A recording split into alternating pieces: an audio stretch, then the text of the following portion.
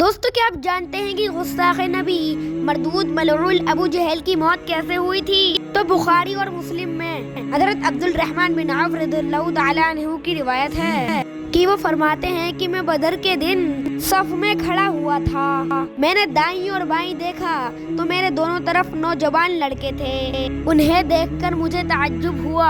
اچانک ان میں سے ایک مجھے آہستہ سے کہنے لگا کہ کہیں دوسرا نہ سن لے کہ چاچا جان ابو جہل کون ہے، دکھا دیجئے مجھے۔ تو میں نے حیران ہو کر پوچھا، بھتیجے تو اسے دیکھ کر کیا کرے گا؟ وہ بولا، مجھے پتا چلا ہے کہ وہ ہمارے پیارے نبی حضور صلی اللہ علیہ وسلم کو گالیاں دیتا ہے، ستاتا ہے، ہمارے نبی کو تکلیفیں دیتا ہے، قسم اس ذات کی جس کے قبضے میں میری جان ہے، اگر میں نے اسے دیکھ لیا تو میرا وجود اس کے جسم سے الگ نہیں ہوگا، یہاں تک کہ میں اس کا نام و نشان نہ مٹا دوں۔ اس کی یہ بات سن کر مجھے بہت تعجب ہوا کہ اتنے میں دوسرے نے بھی مجھ سے یہی بات کہی۔ اسی بیچ اچانک مجھے ابو جہل نظر آ گیا، وہ اپنے لشکر میں بھاگا بھاگا پھر رہا تھا۔ میں نے کہا، دیکھ رہے ہو وہ آ رہا ہے تمہارا شکار، کس کے بارے میں تم مجھ سے پوچھ رہے ہو؟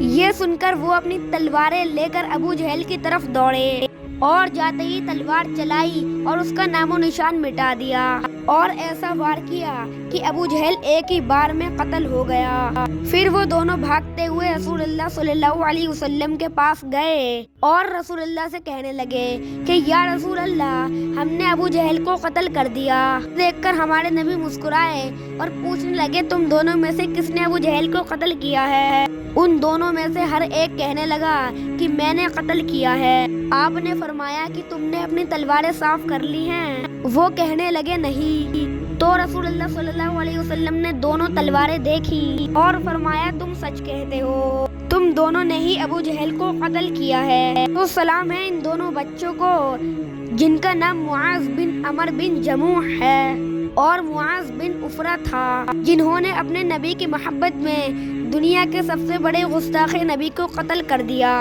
اور گستاخ کا انجام ایسا ہی ہونا چاہیے۔ تو ہمارے اندر بھی اپنے نبی کی محبت ان دونوں بھائیوں کی طرح ہونا چاہیے کہ ہم اپنے نبی کے لیے ہر ایک چیز قربان کر دیں، اپنی جان بھی قربان کر دیں، اپنا گھر بھی قربان کر دیں، تو ہمارے نبی پر قربان ہے ہر ایک چیز۔ تو کمنٹ میں یا رسول اللہ ضرور لکھیں۔